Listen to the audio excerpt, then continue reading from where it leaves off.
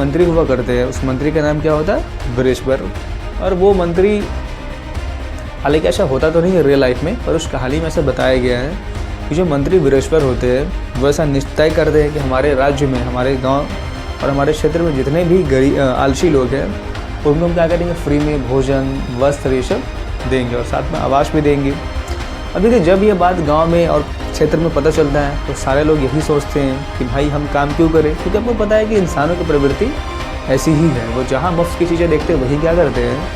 भागने लगते हैं। इसलिए और साहित्य के बारे में एक बहुत फेमस लाइन कही जाती है कि एक अच्छा साहित्य वही होता है जिसको पढ़ने के बाद व्यक्ति वह ना रहे जो उसको पढ़ने से पहले था।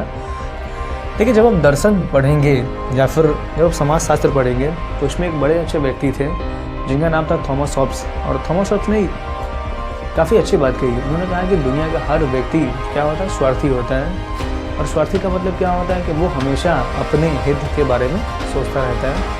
और आपने सुना भी होगा कि कोई व्यक्ति कितना भी अपना हो, पहले क्या करता है? अपने बारे में सोचता है। पर साहित्य में वैसा नहीं होता है। तो एक बार फिर से आप सभी का बहुत बहुत स्वागत है आज की क्लास में। और मुझे उम्मीद है कि आप लोग ठीक होंगे और आपकी पढ़ाई भी ठीक चल रही होगी। अब देखिए, तो जैसा कि आपको याद होगा, हमने पिछली क्लास में संधि विच्छेद के ऊपर बात की थी, पर आप लोग के मन में बहुत सारे दुविधाएं थी, सवाल थे कि सारा बुक की शुरुआत कब से करने वाले हैं, बुक कब से पढ़ाने वाले हैं। बहुत सारे सवाल आप लोग ऐसे पूछ रहे थे, तो हमने सोचा कि क्यों ना हम धीरे धीरे बुक को पढ़ना भी शुरू करें। तो हम आज से क्या करेंगे? थोड़ा थोड़ा बुक को पढ़ना शुरू करेंगे और बाकी हमारी ग्रामर की जो क्लासेस है वो जैसे चल रही थी वैसे ही चलेंगी। तो हम बिना कोई देर किए हुए आज की क्लास को शुरू करते हैं और समझते हैं कि हमें क्या क्या पढ़ना है बुक में और किस तरीके से पढ़ना है, क्योंकि ये हमारा पहला क्लास है। तो पहला क्लास में हम क्या करेंगे? किसी चैप्टर्स को पढ़ने से अच्छा है पहले ये समझ ले कि किस तरह से पढ़ना है और क्या क्या बातें हमें समझनी है।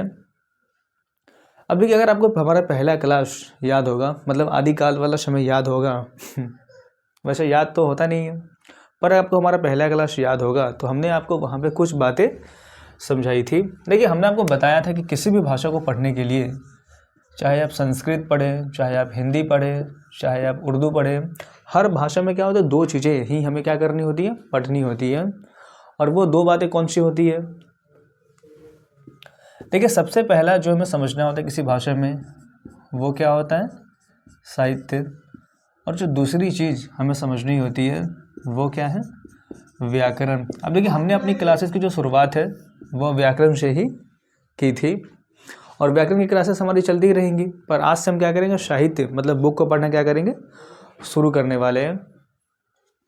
अब देखिए, आपके मन में आ रहा होगा और बहुत सारे लोग ऐसा करते भी हैं कि बिना किसी परिचय के, बिना ये बताएं कि साहित्य क्या होता है, वो सीधे बुक पढ़ाना शुरू कर देते हैं। पर मेरा ऐसा मानना है कि अगर हम साहित्य को पढ़ रहे हैं तो हमें पहला थोड़ा बहुत आइडिया साहित्य के बारे में होना चाहिए कि साहित्य क्या होता है और उसके कितने सारे प्रकार होते हैं।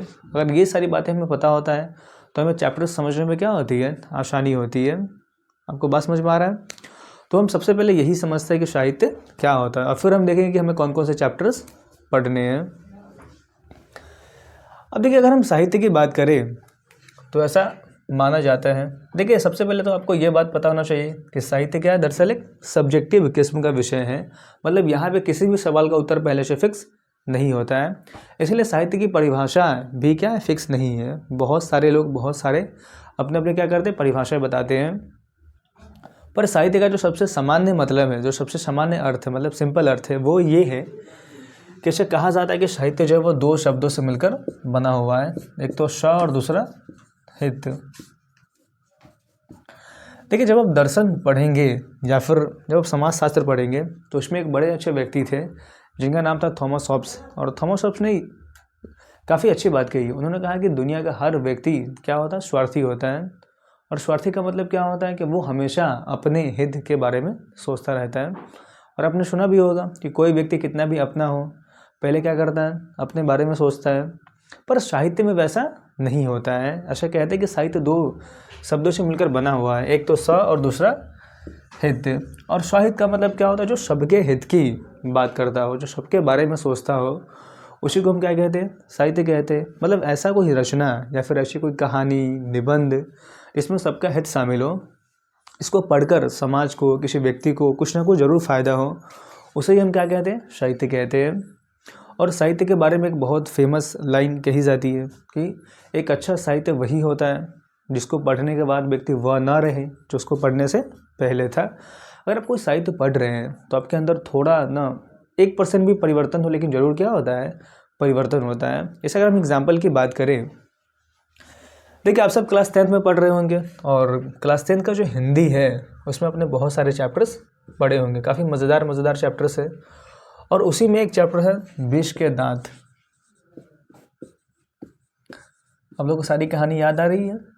देखिए विष के दांत में क्या है, 2 बच्चों की मुख्य रूप से कहानी, एक तो मदन और दूसरा काशू है। और आप सबको पता है कि जो इस कहानी का नायक है वो कौन है, मदन है, जो कि गरीब परिवार का क्या है, एक बच्चा है। और दूसरा जो बच्चा है वो क्या है, काशू है, अमीर परिवार का बिगड़ा हुआ लड़का है। अब देखिए हमारे समाज में क्या होता है, गरीबी और अमीरी को लेकर ही हमारा दृष्टिकोण क्या होता है, बदल जाता है। अगर अमीर का बच्चा है और वो गाड़ी का हेडलाइट भी फोड़ दे तो हम क्या सोचते हैं कि अगर ये देखना चाह रहा था कि इसके अंदर क्या है। पर गरीब का जो बच्चा होता है वो अगर गाड़ी को छुए तो हम क्या सोचते हैं कि गंदा कर देगा, ये होगा वो होगा, ये सारी बातें हम क्या करते हैं, सोचते रहते हैं।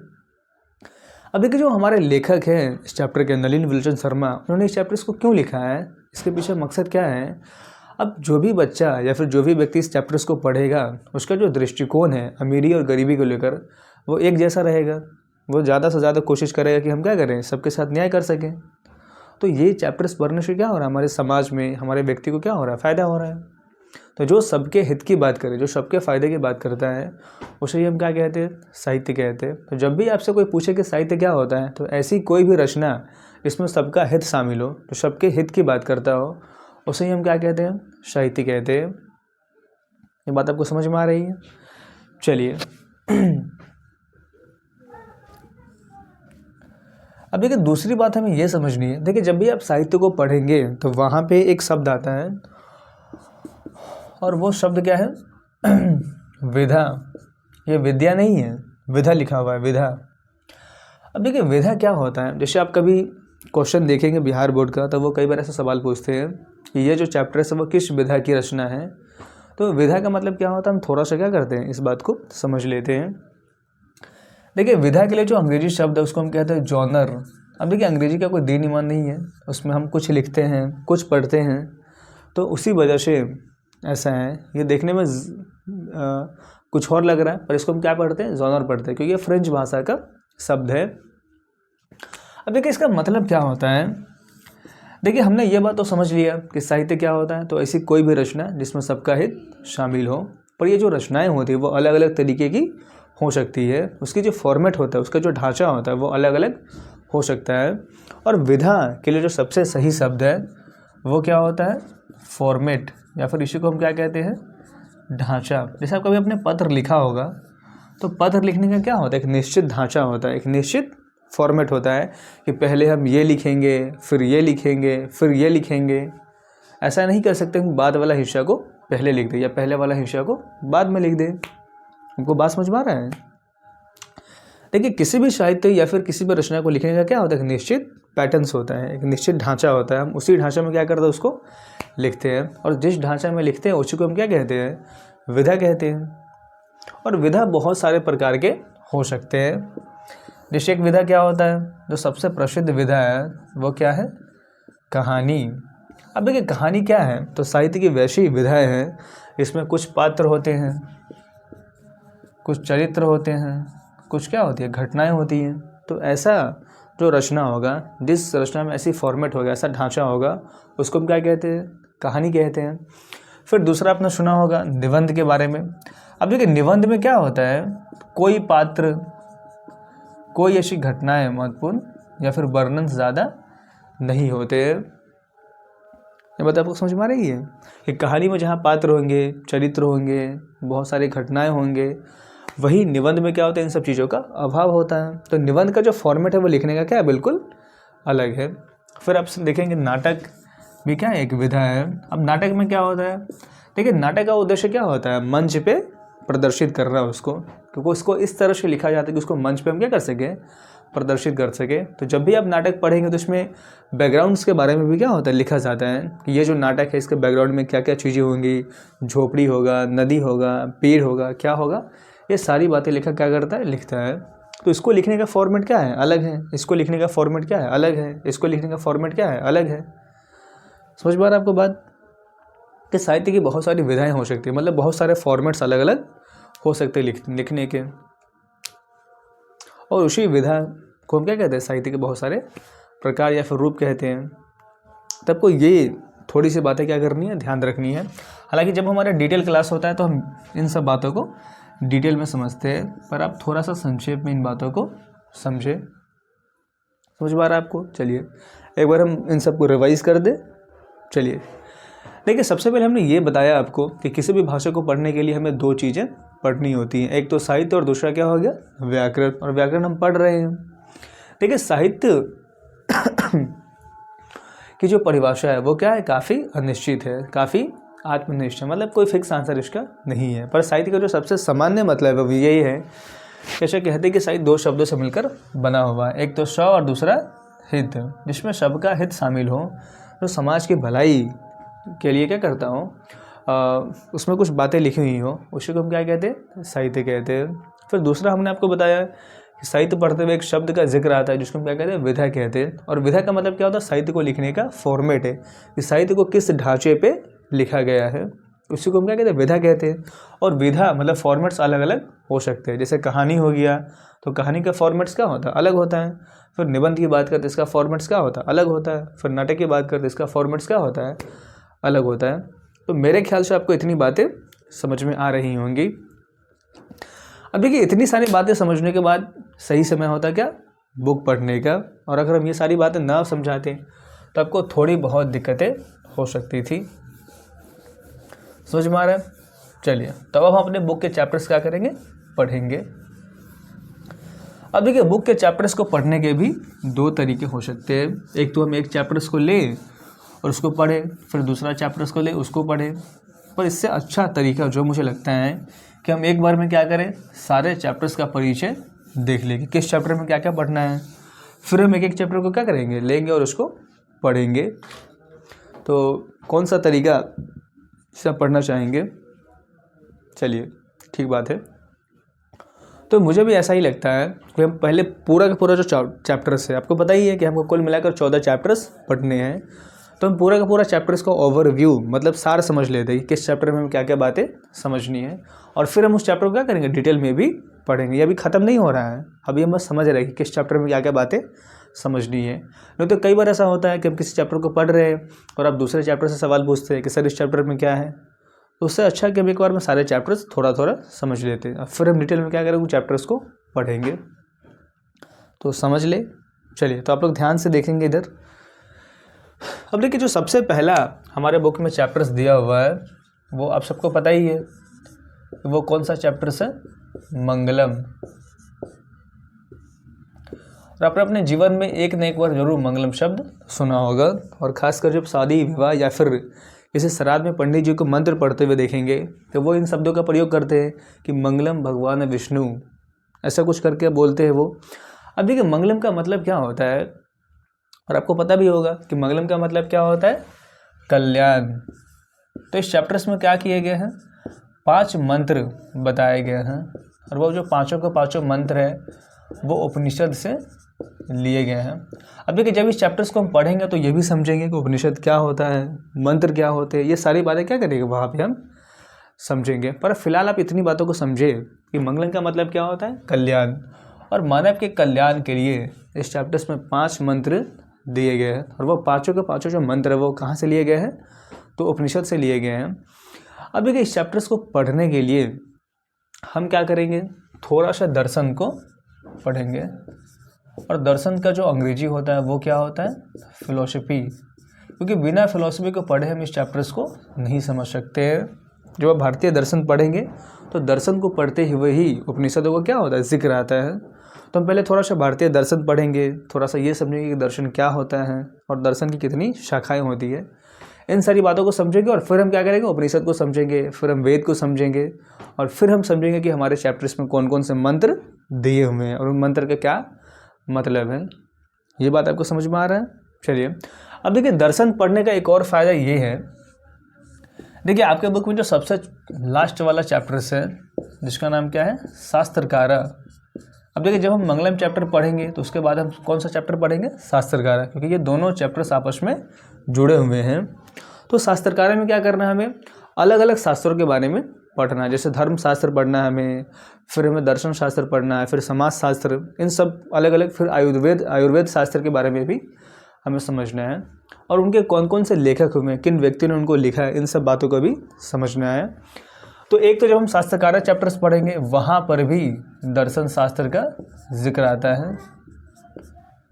और देखिए, मुझे नहीं पता कि आप अपने जीवन में कभी दर्शन पढ़ेंगे या फिर नहीं पढ़ेंगे, तो अगर अभी मौका मिला है तो हम थोड़ा बहुत क्या कर लेंगे? दर्शन को समझ लेंगे। तो एक तो हमें यहाँ पे काम आएगा, दर्शन पढ़ते हुए उपनिषद को पढ़ेंगे, और फिर हम जब शास्त्रकार चैप्टर्स पढ़ेंगे तो वहाँ पे हमें वैसे भी दर्शन पढ़ना ही है।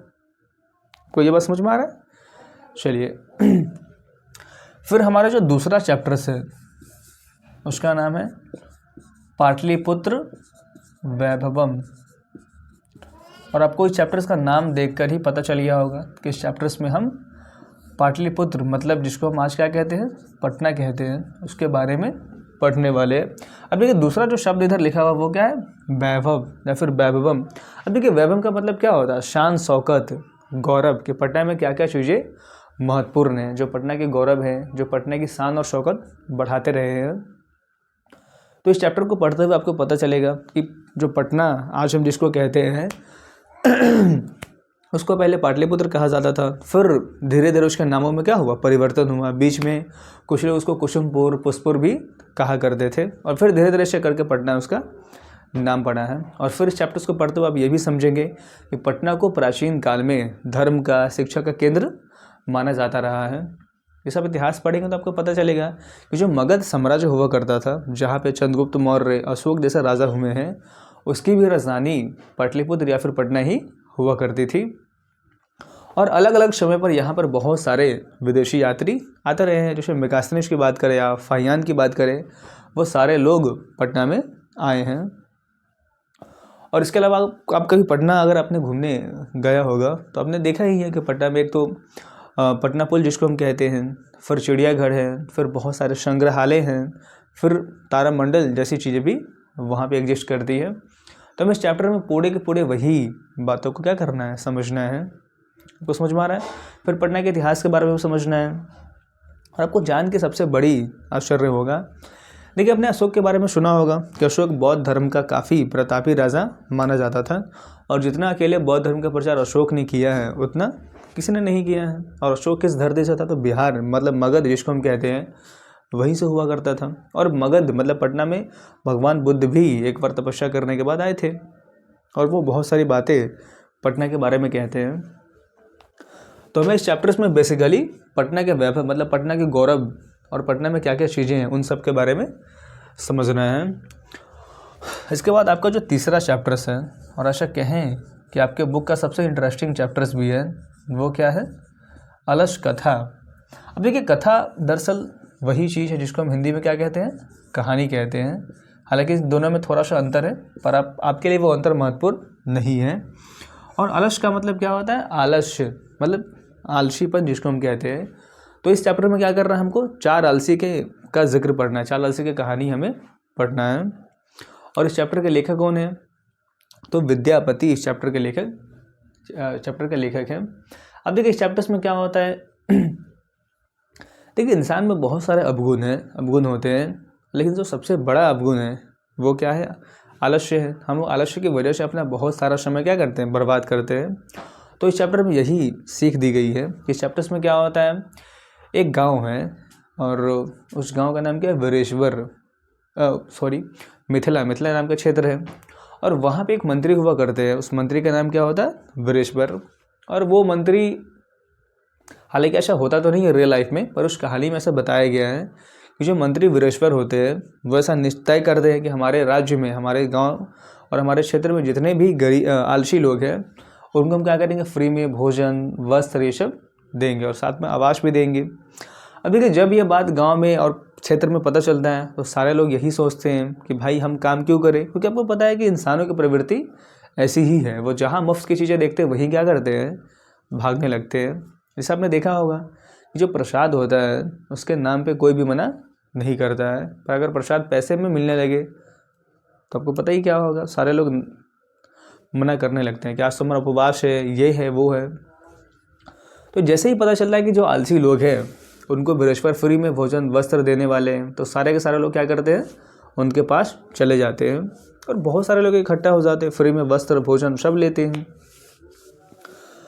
पर एक दिन क्या होता है, जो उस बृहस्पति जो मंत्री हुआ करते थे उनके जो कर्मचारी है वो उनको सूचित करते हैं कि भाई हमारा जो आलसशाला है जहाँ पे लोग रहते हैं उनका खर्च बहुत ज़्यादा बढ़ गया है क्योंकि बहुत सारे लोग शामिल हो गए हैं।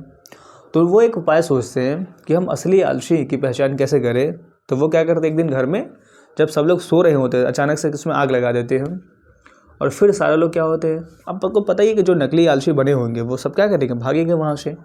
पर सबसे आश्चर्य की बात क्या है कि वहाँ पे 4 लोग फिर भी बैठे हुए थे और वो आपको पता ही कि असली आलसी होंगे इतने आलसी कि आग देखकर भी नहीं भाग रहे हैं, वो आपस में क्या कर रहे हैं, बातचीत ही कर रहे हैं। तो इस पूरे के पूरे कहानी के माध्यम से वो समझाना चाहते हैं कि आलस्य हमारे जीवन को कैसे प्रभावित करता है और हमें आलस्य नहीं करना चाहिए। और तुलसी बाबा कह ही गए हैं कि काल करे सो आज कर, आज करे सो अब। आपको आगे पता ही है। तो इस पूरे के पूरे चैप्टर्स का थीम यही है। समझ में आ रहा है आपको? चलिए अब देखिए हमारा जो चौथा चैप्टर्स है, अगर हम उसकी बात करें, देखिए ये भी काफ़ी अच्छा चैप्टर्स है और उस चैप्टर्स का नाम है संस्कृत साहित्य लेखिका।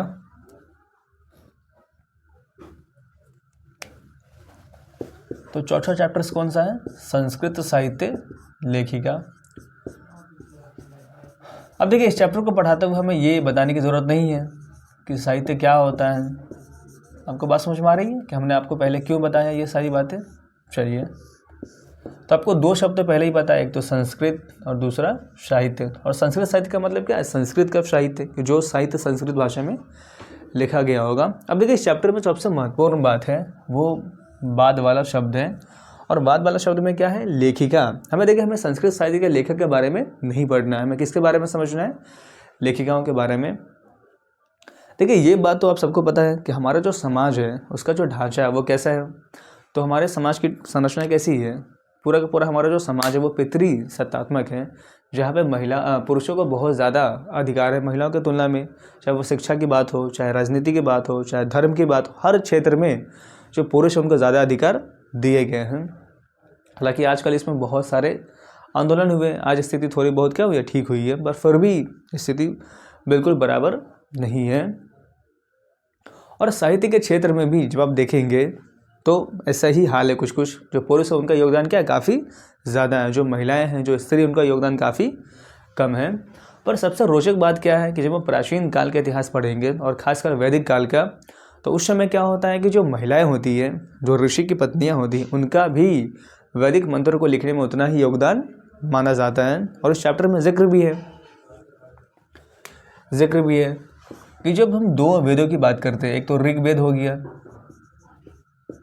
और दूसरा अथर्ववेद हो गया। तो ऋग्वेद में 24 ऋषि पत्नियों का जिक्र है और अथर्ववेद में क्या है, 5 ऋषि पत्नियों का जिक्र है। तो इस बात से आप अंदाज़ा लगा रहे होंगे कि भले ही आज के समाज में बराबरी ना हो स्त्री और पुरुषों में, और उस समय में हमें ठीक ठाक स्त्रियों का योगदान देखने को मिलता है। और फिर प्राचीन काल से लेकर आधुनिक काल तक जो योगदान धीरे धीरे बढ़ना चाहिए था वो धीरे धीरे क्या हुआ, कम होते गया है। तो इस पूरे के पूरे चैप्टर्स में हमें यही समझना है। और इस चैप्टर की शुरुआत में एक लाइन लिखा गया है कि समाज की जो गाड़ी है वो पुरुष और स्त्री दोनों के द्वारा ही चलती है, और अगर हमें समाज का संचालन करना है तो दोनों को बराबर अधिकार क्या करने पड़ेंगे, देने ही होंगे। तो इस पूरे के पूरे चैप्टर्स का ये सार या फिर थीम है। फिर 5वां जो चैप्टर्स है वो है भारत महिमा। और महिमा का मतलब क्या होता है, गुणगान। इस चैप्टर्स में भारत के जो संपन्नता है, भारत की जो महानता, उसके बारे में बताया गया है। अच्छा, कुछ दिन पहले हम एक रील्स देख रहे थे और उस रील्स में काफ़ी अच्छी बात कही गई थी कि अगर दुनिया में कोई देश संपन्न है तो वो कौन सा है, भारत ही है। अगर भारत का भूगोल खासकर पढ़ेंगे तो भारत में हर तरह के मौसम है, गर्मी है, बरसात है, फिर विंटर सीजन भी है, फिर आपको पता ही पतझड़ जैसे मौसम भी हमारे देश में होते हैं।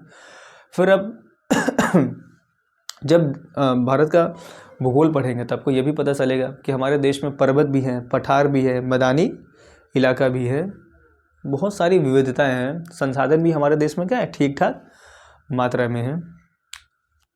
और इस चैप्टर को पढ़ते हुए कई बार हमारे मन में आता है कि भगवान का लाख लाख शुक्र है कि हमारा जन्म कहाँ हुआ, भारत में हुआ है। अगर थोड़ा भी दाएं बाएं होता तो हम या तो बांग्लादेश में होते, उधर पाकिस्तान में होते, या फिर अफगानिस्तान में होते। और आप सबको पता ही कि उस देश का हाल क्या है। हमारे देश से तो बहुत ही ख़राब ही है। तो इस चैप्टर्स को पढ़ते हुए आपको यही बात समझनी है। और इस चैप्टर्स में कहा भी गया है कि देवता भी हमारे देश में क्या होते हैं, जन्म लेना चाहते हैं। तो पूरे के पूरे चैप्टर में हम भारत की गुणगान और महिमाओं के बारे में समझना है। और जो छठा हमारा चैप्टर्स है वो है भारतीय संस्कार। देखिए, आपने बचपन से आज तक एक न एक बार ज़रूर सुना होगा कि 16 श्रृंगार होते हैं। और आपको जान के हैरानी होगी कि हमारे जीवन में कुल कितने संस्कार होते हैं, तो 16 संस्कार होते हैं। अब देखिए, संस्कार का मतलब क्या होता है, इस बात को भी हम समझना है। और आपके चैप्टर्स में बताया गया कि संस्कार का दरअसल अर्थ क्या होता है, गुणों को दूर करना, दोषों को दूर करना और गुणों को ग्रहण करना, और व्यक्ति को क्या करना, शुद्ध करना होता है। पर यहाँ पे हम कुछ और मतलब लेकर इस चीज़ को समझेंगे। अब देखिए, हमारे पूरे के पूरे धर्म में क्या किया गया है, 16 संस्कार की व्यवस्था की गई है। और जीवन मतलब जन्म से लेकर के, हालांकि जन्म से पहले भी कुछ संस्कार होते हैं, वहाँ से लेकर के मृत्यु तक कुल मिलाकर 16 संस्कार समय समय पर किए जाते हैं। उन संस्कारों का अपना महत्व है, और वो संस्कार क्यों किए जाते हैं, कैसे किए जाते हैं, ये सारी बात हमें क्या करनी है, इस चैप्टर्स में समझना है। और आपको जान के हैरानी होगी इस पूरे के पूरे 16 संस्कार में जो सबसे महत्वपूर्ण संस्कार है वो विवाह संस्कार को माना जाता है। तो एक सवाल तो आपको वैसे ही बन जाएगा कि जब भी आपसे पूछे कि 16 संस्कार में सबसे पवित्र, सबसे महत्वपूर्ण संस्कार कौन सा है, तो हम क्या कहते हैं, विवाह संस्कार कहते हैं। और इस चैप्टर्स को पढ़ते हुए आपको ये भी बात पता चलेगा कि आज तक जो हमसे बात छुपाई गई थी, आपने अक्सर शादी ब्याह में देखा होगा कि जयमाला होता है, फिर सिंदूरदान होता है, ये सारी चीज़ें होती है। पर आपको जान के आश्चर्य होगा कि इन सारी चीज़ों से शादी नहीं होती है। अगर कोई किसी को माला डाल दे तो शादी नहीं हो गया, कोई किसी को सिंदूर कर दे तो शादी नहीं हो गया।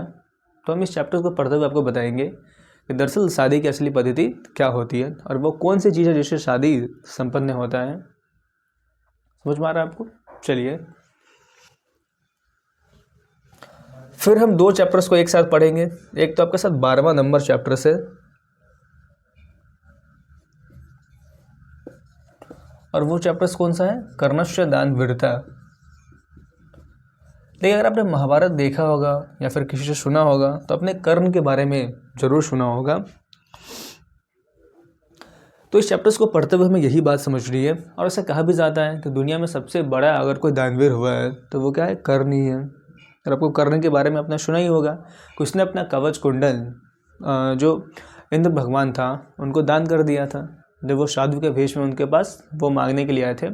जबकि कर्ण को पता होता है कि ये इंद्र भगवान और छल से हमारा कवच कुंडल क्या कर रहे हैं, ले रहे हैं, पर फिर भी वो क्या करता है, दान देता है। और अपने जीवन के अंतिम समय में ऐसे कहते हैं कि उसको अपना दांत, जब उसको तीर लगा हुआ था और वो ऐसे ज़मीन पर करा रहा था, फिर भी उससे जब कृष्ण भगवान ने उनके दांत मांगे तो उसने क्या कर दिया, दांत निकाल कर कृष्ण भगवान को भेंट कर दिया। तो इस प्रकार का उनका व्यक्तित्व था। अब देखिए, चैप्टर्स को हम पढ़ेंगे, हमें सिर्फ कर्ण के बारे में पढ़ना है। और इस चैप्टर्स को पढ़ते हुए हम थोड़ा सा महाभारत का जिक्र भी करेंगे, क्योंकि महाभारत के बिना समझे आप कर्ण की भूमिका को नहीं समझ सकते हैं। और महाभारत को समझना क्यों ज़रूरी है, क्योंकि आपके बुक में एक और चैप्टर्स दिया हुआ है, और वो 7वां नंबर चैप्टर्स क्या है, नीति श्लोका। अब देखिए, नीति श्लोका का संबंध है विदुर से, और विदुर भी क्या है, महाभारत का ही एक चरित्र है। तो जब हम महाभारत समझेंगे तो कर्ण के बारे में भी समझेंगे और विदुर के बारे में भी समझेंगे। तो ये दोनों चैप्टर्स को पढ़ने के लिए महाभारत समझना क्या है, हमारे लिए ज़रूरी है। हमको बात समझ में आ रही है? चलिए,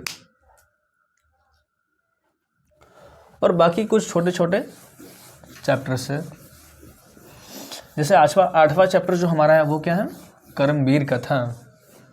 और आपको नाम से ही पता चल रहा होगा कि एक ऐसे व्यक्ति की कथा है जो अपने कर्म से क्या होगा, वीर बनता है। और इस चैप्टर्स का जो नायक है वो कौन सा है, राम प्रवेश राम है। अब देखिए राम प्रवेश राम जो है वो दलित और गरीब परिवार से संबंध रखता है। और इस पूरी के पूरे कहानी में बताया गया है कि ये जो व्यक्ति है इसका जो घर है वो गांव से बाहर है, और इसका घर इस तरीके का है कि वो सिर्फ धूपों से उसको बचा सकती है, बारिश से नहीं बचा सकती है। और इस हालात में वो धीरे धीरे क्या करता है, पढ़ता है, परिश्रम करता है, और एक दिन जाकर के अंत में जो देश की सबसे बड़ी परीक्षा है यूपीएससी, जिसको हम सिविल सेवा की परीक्षा कहते हैं, उसमें उत्तीर्ण करता है, टॉप करता है। तो इस कहानी के माध्यम से आपको यही समझाया गया है कि जीवन में बहुत सारी परिस्थितियाँ होती है, पर फिर भी हमें क्या करना है, मेहनत करते रहना है। समझ में आ रहा है? चलिए फिर जो 9वां चैप्टर है वो है स्वामी दयानंद, और आपने इनका नाम जरूर सुना होगा, और उनकी एक फेमस लाइन भी है कि वेदों की ओर लौटो। और इन्होंने जिस समाज की स्थापना की थी उसको हम आर्य समाज कहते हैं, और आज भी देश और विदेश में बहुत सारे लोग इनको फॉलो करते हैं। तो हम समझेंगे कि ऐसा क्यों हुआ, तो उन्होंने आर्य समाज की स्थापना क्यों की थी, हमारे समाज में ऐसी कौन कौन सी बुराइयां थी जिनको लेकर उन्होंने आर्य समाज की स्थापना की थी, और ऐसा उन्होंने क्यों कहा कि वेदों की ओर लौटो। ये सारी बात हम क्या करेंगे, उनके बारे में समझेंगे। उनके जीवन से जुड़ा हुआ एक बहुत अच्छा किस्सा भी है, और आपने सुना भी होगा कि जब एक बार स्वामी दयानंद शिव पूजा में, मतलब जो शायद शिव चर्चा हो रहा था, वहाँ पे शामिल हुए थे, रात्रि जागरण में वो शामिल हुए थे। तो एक बार क्या होता है कि वो ऐसा देखते हैं कि कुछ चूहे क्या कर रहे हैं, शिव की मूर्ति पर चढ़े हुए प्रसाद को खा रहे हैं, और वहाँ से उनको लगता है कि भाई जिस भगवान की हम आराधना करते हैं, जिसकी पूजा कर रहे हैं, वो प्रसाद तक नहीं बचा पा रहा है, तो फिर हमें कैसे बचाएंगे वो। तो वहाँ से उन्होंने मूर्ति पूजा का विरोध करना शुरू किया था, और फिर उन्होंने एक नई समाज की स्थापना की जिसको हम क्या कहते हैं, आर्य समाज कहते हैं, जो हर तरह के बंधनों से, हालांकि उसमें अब बहुत सारे नए नए नियम बना दिए गए हैं, और उस समय उन्होंने जाति प्रथा, फिर धर्म हो गया, इन सभी चीज़ों का निषेध और विरोध किया था। फिर जो 10वां चैप्टर है वो है मंदाकिनी वर्णम। और मंदाकिनी क्या है, दरअसल एक नदी, ऐसा कहते हैं कि गंगा की सहायक नदी है मंदाकिनी, और ये जो नदी है वो चित्रकूट पर्वत से निकलती है, और वे वही पर्वत है जहाँ पे भगवान राम जो है वो वनवास के क्रम में जाते हैं। जब आपको पता है कि राम भगवान जब राजा बनने वाले थे, तो उनकी जो माता जी हैं, सौतेली माता, वो राजा दशरथ को कहते हैं कि हम चाहते हैं कि हमारा पुत्र भरत राजा बने, और राम भगवान को वनवास में जाना पड़ता है। और जब वो वनवास के लिए जाते हैं तो वो इसी पर्वत के पास में अपना समय गुजारते हैं, और यहीं पे एक नदी है जिसको मंदाकिनी नदी कहते हैं, और वहाँ पे सीता माता को लेकर वो जाते हैं, और उन नदी का वर्णन वो अपने शब्दों में उनको करते हैं। तो इस चैप्टर्स में हमें ये बातें समझनी है। फिर आगे जो हमें चैप्टर्स पढ़ना है वो कौन सा है, व्याघ्र पथिक कथा। और इस चैप्टर में 2 शब्द है, एक तो व्याघ्र। अब देखिए व्याघ्र का मतलब होता है बाघ, और पथिक का मतलब क्या होता है, राही। तो इसमें हमें 2 चीज़ें समझनी है, एक तो बाघ, और दूसरा एक व्यक्ति जिसका जो राही उसमें नाम उसका नहीं दिया हुआ है। तो उनके कहानी के विषय में क्या करना है, हमें समझना है। अब देखिए इस चैप्टर में हमने पहली बार सुना है कि बोलने वाले भी क्या होते हैं, बाघ होते हैं, बात करने वाले बाघ होते हैं। खैर, तो इस चैप्टर में क्या होता है, एक राही होता है, एक बूढ़ा सा शेर होता है, बहुत दिनों से भूखा हुआ होता है, वो किसी शिकार की तलाश में होता है। तो उसको एक बड़ी अच्छी युक्ति सूझती है। वो क्या करता है, अपने हाथ में सोने का कंगन ऐसा कुछ लेकर नदी के तट पर स्नान कर रहा होता है, और जब देखता है कि वो राही वहाँ से जा रहा है तो उसको वो पुकारता है कि भाई आओ, यह सोना का कंगन ग्रहण करो। अब देखिए स्वाभाविक सी बात है कि शेर हिंसक प्राणी है, तो हर व्यक्ति को डाउट होगा कि भाई शेर के पास जाने में खतरा है, ठीक ठाक कहीं कुछ कर न दे। तो उसके मन में भी यह डाउट आता है। तो वो शेर उसको बहुत सारी बातें समझाता है कि जब मैं जवान था तो मैंने बहुत सारी बकरियों को, गायों को मारा था, और उसका पाप लगकर हमारे जो पुत्र है, हमारी जो पत्नी, वो सब मर गए हैं, और अब मैं बूढ़ा भी हो चुका, हमारे पास दांत भी नहीं है। और फिर गीता का कुछ श्लोक भी उसको सुनाता है। इतना पढ़ा लिखा बाघ है, और इस बात पर यकीन करके जो पथिक होता है वो उसके पास चला जाता है, और फिर बाघ उसको निगल जाता है, मतलब मार कर खा जाता है। तो इस चैप्टर में यही समझाया गया है कि अपने लालच को हमें क्या करना है, नियंत्रण में रखना है, और किसी भी व्यक्ति पर ऐसे ही विश्वास नहीं कर लेना है। तो ये पूरा का पूरा चैप्टर से। फिर 12वां चैप्टर हमने को बताया कि कर्मश्य दान वीरता है। 14वां चैप्टर भी हमने बता दिया। और जो सबसे अंत में पढ़ेंगे वो क्या है, विश्व शांति। और विश्व शांति पाठ में बताया गया है, देखिए आजकल आप देख रहे हो कि विश्व में बहुत सारे युद्ध हो रहे हैं। जैसे अभी तक तो 2 युद्ध हो चुके हैं बड़े बड़े, एक तो फर्स्ट वर्ल्ड वार और दूसरा सेकेंड वर्ल्ड वार। और ऐसा कहते हैं कि थर्ड वर्ल्ड वार होगा तो इस दुनिया में कुछ भी नहीं बचेगा, क्योंकि दुनिया में बहुत सारे हथियार अब खतरनाक बन चुके हैं। और इसमें से एक खतरनाक आपने देखा ही हथियार जिसको हम एटम बम कहते हैं। और जापान पे हमने परिणाम देख भी लिया है, जब जापान में एटम बम गिराया गया तो क्या हुआ था। तो इस चैप्टर में हमें ये समझना है कि जो विश्व में आजकल झगड़े हो रहे हैं उनका मूल वजह क्या है, और अगर उनका सलूशन चाहते हैं, शांति चाहते हैं, तो हमें क्या करना चाहिए, क्या कर सकते हैं हम लोग। तो ये बातें हमें क्या करनी है, समझनी है। समझ में आ रहा है आपको? अच्छा, हम लोग ये बात जानना चाहते हैं। लेकिन ऐसा कहते हैं कि भारत के पास 110 परमाणु बम हैं, और पाकिस्तान के पास 120 हैं, और रशिया के पास 5000 के आसपास में। और रशिया कहता भी है कि जिस दिन हमारे ऊपर संकट आएगा, अगर हमें ऐसा लगेगा कि हम बर्बाद होने वाले हैं, तो हम सारे के सारे देश को क्या करेंगे, बर्बाद कर देंगे। और 5000 एटम बम पर्याप्त है पूरी दुनिया को नष्ट करने के लिए। तो इस लेवल का संकट आ चुका है। और फिर आपने कोरोना के बारे में सुना ही है, और ऐसा कहते हैं कि चाइना वालों ने ही कोरोना वायरस बनाया था। अब मान लेते हैं एक पल के लिए, ऐसा प्रूफ नहीं हुआ है, पर सोच होगा कि किसी देश के पास ऐसी तकनीक है वो वायरस बना सकता है, तो वो दूसरे देश को बर्बाद करना कितना आसान है, कुछ सेकंडों का काम है बर्बाद करना। तो दुनिया ऐसी आग के ढेर पर आकर बैठी हुई है। तो यही हमें समझना है कि ये जो शांति की स्थापना है वो किस तरह से की जा सकती है। समझ में आ रहा है आपको? तो हमने पूरे चैप्टर्स का एक ओवरव्यू समझ लिया है, और फिर हम अगले क्लास में मंगलम चैप्टर से अपनी यात्रा की शुरुआत करेंगे और धीरे धीरे सारे चैप्टर्स को पढ़ेंगे। तो आज की क्लास को हम यहीं तक रखते हैं, और तब तक के लिए बाय। फिर आपसे मिलते हैं जल्दी अगली वीडियो में।